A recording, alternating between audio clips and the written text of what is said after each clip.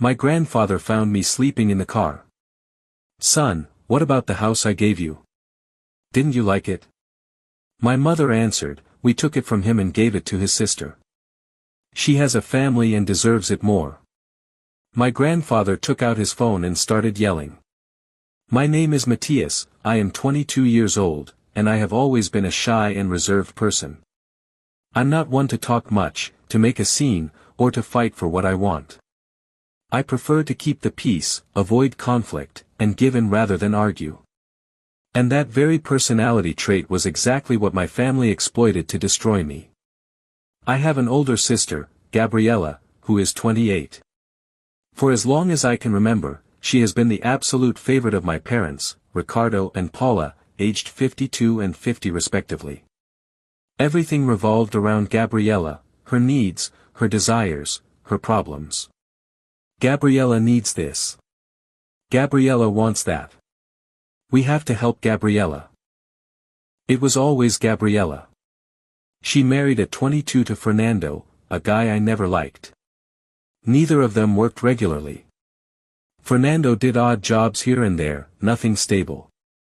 Gabriella didn't work at all, always using the excuse that she had to take care of her two children, Emma, 5, and Lucas, 3. How did they survive? Simple. They lived off the money my maternal grandfather, Don Arturo, sent them monthly, and from the little I could contribute when I had something extra. My grandfather is a 74-year-old man, a widower for 10 years, and a successful retired businessman who lives in a city 3 hours away. He is a man of strong character, direct, and has no tolerance for laziness or lack of ambition. And I was always his favorite. Not because I tried to be, not because I asked him for things or manipulated him, but simply because, according to him, I was the only one in the family with a head on his shoulders and humility in his heart. I worked as an administrative assistant in a small company, earning $800 a month. It wasn't much, but it was honest. I paid my expenses, helped at home when I could, and saved the little I had left. Meanwhile, my parents constantly pressured my grandfather to send more money for Gabriella. "She has 2 children to support," they would say. "Fernando is looking for a job, but it's difficult." In the meantime, they needed help. And my grandfather would send $2,500 monthly for Gabriella and her family, more than I earned working full-time, but it was never enough. They always needed more, there was always an emergency. There was always something the children urgently needed. 3 months ago, it was my 22nd birthday. I wasn't expecting anything special, I never celebrated in a big way. But that day, I received a call from my grandfather. "Son, I'm on my way," he said in an excited voice. "I have a surprise for you." He arrived that afternoon, driving from his city. The whole family was gathered in the small 2-bedroom apartment where my parents, Gabriella, Fernando, the children, and I lived. Yes, 7 people in a 2-bedroom apartment. It was chaotic, cramped, and constantly uncomfortable. My grandfather walked in with a huge smile and a large envelope in his hands. "Happy birthday, Matthias," he said, hugging me tightly. "Come, let's all sit down." We sat in the small living room. My grandfather handed me the envelope. "Open it," he said, his eyes shining. I opened it with trembling hands. Inside were keys and legal documents. "It's a house," my grandfather said, with tears in his eyes. "A beautiful 3-bedroom house in the Los Pinos neighborhood. Fully furnished, modern. All ready for you to move in. It's in your name. It's yours, my boy." I was frozen, unable to process what I was hearing. "Grandpa, I can't accept this," I stammered. "Yes, you can," he said firmly, taking my hands.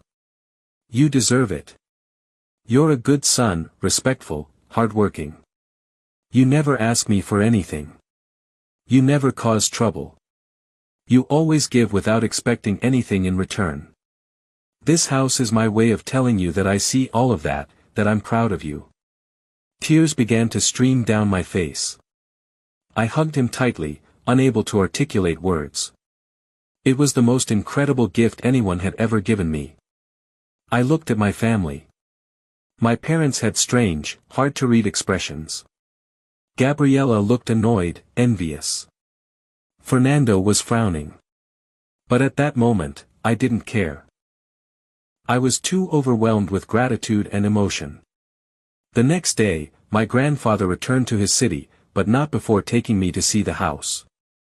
It was beautiful. 3 bedrooms, 2 bathrooms, a modern kitchen with new appliances. A spacious living room, an elegant dining room, a small but well-kept garden, all furnished with good taste.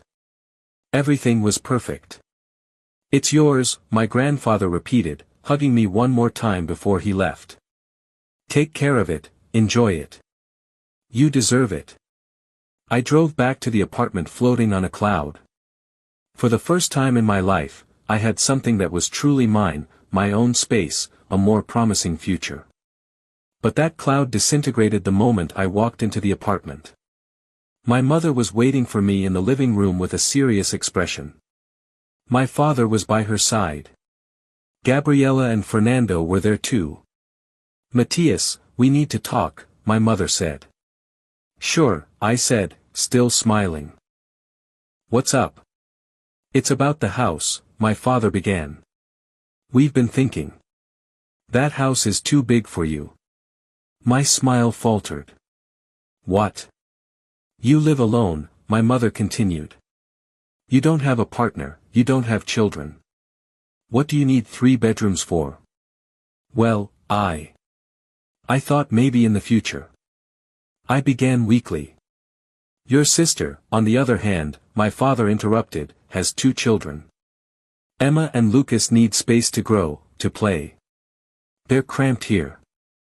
And it's not fair," Gabriella added in a whiny voice, "for you to have that whole house to yourself while my children suffer in this tiny apartment."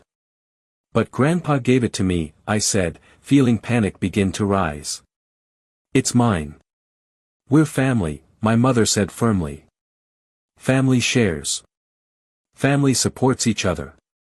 "I have supported you," I protested weakly. "I've given you money when I can." "This is different," my father said. "This is a house, a place where your niece and nephew can grow up happy. Don't you want them to be happy?" And so began the weeks of incessant pressure. Every day was the same. Constant comments about how selfish I was for keeping such a big house, about how Gabriella deserved it more because she had a family, about how I was young and single and didn't really need it. "Think of the children," my mother would tell me every morning. "Don't be selfish," my father would remind me every night. "You're my brother," Gabriella would say with fake tears. "Don't you care about us?" "I'm shy. I hate conflict," and this was constant, exhausting, overwhelming. After 3 weeks of relentless pressure, I caved. "Fine," I finally said, feeling as if my heart was being ripped out. "Gabriella can have the house." The celebrations were immediate. Gabriella hugged me for the first time in years. My parents patted me on the back, saying I was a good brother. Fernando finally smiled at me. That same week, Gabriella, Fernando, the kids, and my parents moved into the house my grandfather had given me. "You can stay here in the apartment," my mother told me casually. "It's already paid for, you'll be comfortable."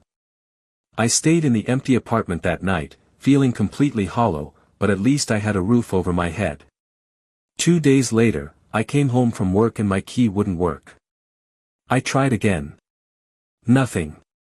The lock had been changed. I knocked on the door. No one answered. I called my mother. No answer. My father. Voicemail. Gabriella. She had blocked me. Finally, a neighbor told me he had seen the landlord that morning. I called the landlord. "Yes, Mr. and Mrs. Ricardo and Paula told me they no longer needed the apartment," he said. "They terminated the contract, and I've already rented the apartment to someone else." I stood there on the sidewalk with my work backpack, staring at the closed door of the apartment where I had lived my whole life. I had nowhere to go. I didn't have money for a hotel, let alone a deposit for a new apartment. My savings were minimal. The only thing I had was my old but functional car, a 15-year-old sedan that miraculously still ran. That night, I slept in my car. I parked it in front of the house my grandfather had given me. I reclined the seat, covered myself with my jacket, and tried to sleep. It was the longest night of my life. The next day, without a proper shower, I cleaned myself up as best I could in a public restroom at a gas station before going to work. No one at my job knew about my situation. I didn't tell them anything. It was too embarrassing, too humiliating. The following nights were the same. I would park my car in front of the house that should have been mine. The house my grandfather gave me. The house where my family now lived, comfortable and happy, while I slept on the street. Weeks passed, then months. 5 months of living in my car, 5 months of back pain, cold nights, quick showers in public bathrooms, and eating cheap to save every possible penny. 5 months of seeing the lights on in my house every night while I slept in my reclined seat. Then, one Saturday morning at 6 a.m., I heard a tapping on my window. I woke up startled and confused. The window was fogged up from my breath. I wiped a small clear patch on the glass, and my heart stopped. My grandfather was standing next to my car, looking at me with an expression of utter confusion. I awkwardly opened the door, getting out of the car with my face swollen from uncomfortable sleep, my hair a mess, my clothes wrinkled. My grandfather looked me up and down. He saw the blankets on the back seat, the makeshift pillow, the clothes hanging on hangers over the rear window, the fast food bags on the floor. His expression changed from confusion to horror. "Son," he said, his voice trembling. "What? What are you doing? Why are you sleeping in your car?" I couldn't speak. The tears just started to fall. "And the house I gave you?" he asked, his voice breaking. "Didn't you like it? Did something happen to the house?" At that moment, the front door of the house opened.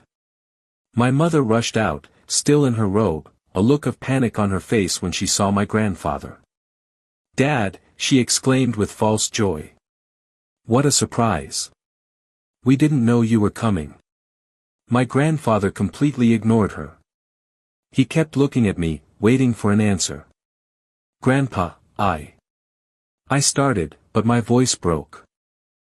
"What happened to the house?" he asked more loudly, now looking back and forth between the house and me.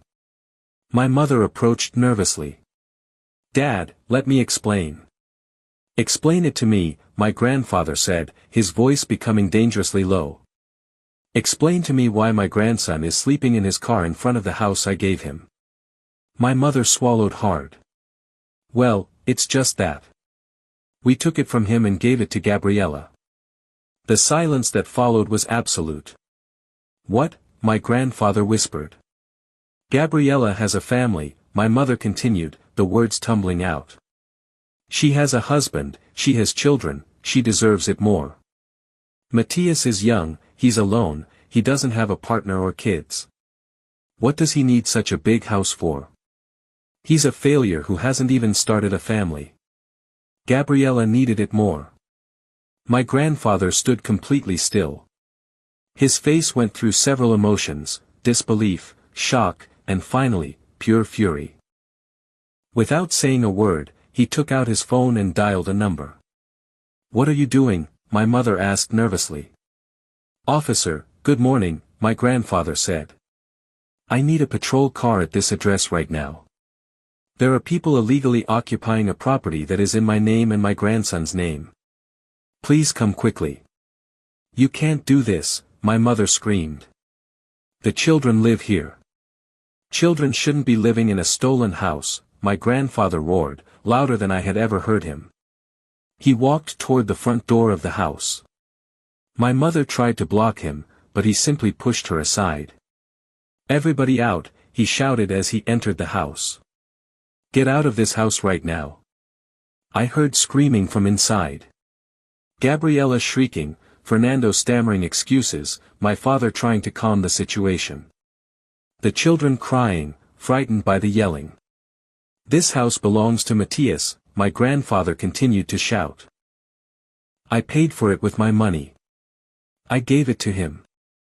No one, absolutely no one, had the right to take it from him. Gabriella came out crying. Grandpa, please. My children need this house. Your children need parents who work, my grandfather yelled. Not a stolen house. Dad, can't we fix this? My father tried, his voice conciliatory. It was a misunderstanding. A misunderstanding? My grandfather turned to him with blazing eyes. Leaving your own son to sleep in his car on the street is a misunderstanding. He agreed to give us the house, Gabriella said defensively. You pressured him? My grandfather asked. Did you manipulate him? Did you take advantage of his good nature? No one answered. The answer was clear on their faces. 10 minutes later, 2 police cars arrived. My grandfather showed them the original deeds, clearly stating that the property was in his name and mine. The officers reviewed the documents, spoke with my family, and finally said, Sir, ma'am, you have to vacate the property. You have 1 hour to remove your essential belongings. We can't, my mother cried. We have nowhere to go. That's not the law's problem, the officer said firmly. 1 hour. Start packing. The next hour was chaotic.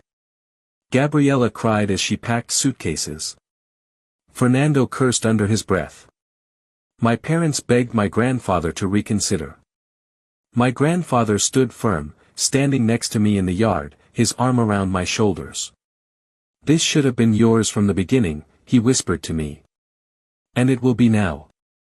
Exactly 1 hour later, my family was on the sidewalk with their piled-up suitcases and bags. Gabriella was hysterical. My parents looked defeated. Dad, my mother pleaded one last time. At least don't cut off the monthly support. The children need to eat. My grandfather looked at her with an expression I had never seen before, pure, profound disappointment. From this day forward, he said in a cold, firm voice, you will not receive a single cent more from me. The monthly money is over. The loans are over. Everything is over. But the children. Gabriella cried. The children are their parents' responsibility, my grandfather said without sympathy.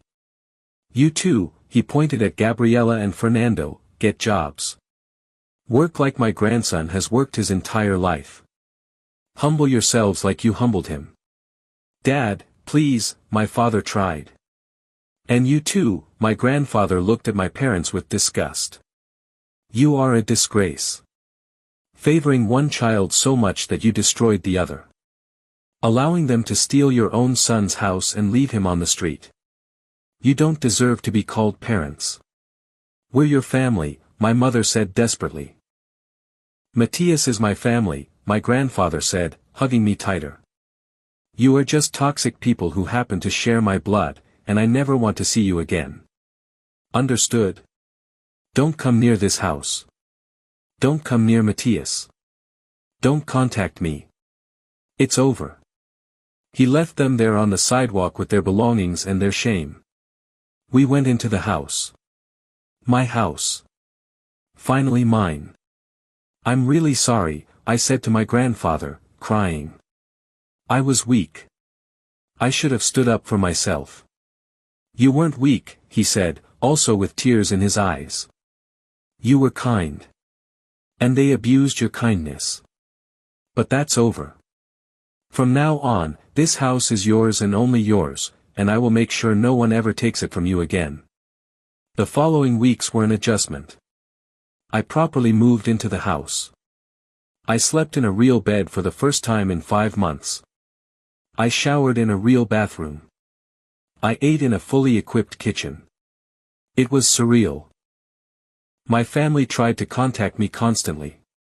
Calls, texts, emails. Matthias, please, the children are hungry. Matthias, we can't afford rent for an apartment. Matthias, your sister is suffering. 3 weeks after they were evicted, my mother sent me a long message. Matthias, we made a mistake, a terrible mistake. But we're your family, you can't just leave us like this. Please, help us. For the first time in my life, I responded firmly. Not this time. For years, I helped you.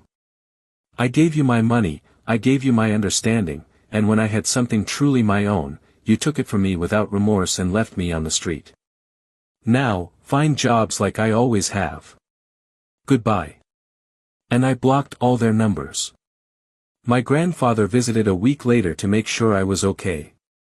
How do you feel? He asked as we had coffee in my living room. Free, I answered honestly. For the first time in my life, I feel free. He smiled, with tears in his eyes. That's what I wanted to hear, son. Today, 2 months after my grandfather rescued me, I live peacefully in my house. I've decorated the rooms to my liking. I've invited friends over. I've started to enjoy having my own space. I miss my family sometimes, but then I remember the 5 months sleeping in my car while they enjoyed my house. And I stop missing them. Because I learned something invaluable. Limitless kindness is not a virtue, it's a weakness that others will exploit. And I will never be weak again. I am free in my house, with my life, finally valuing myself. And that freedom is priceless. Subscribe for more daily stories. Yeah.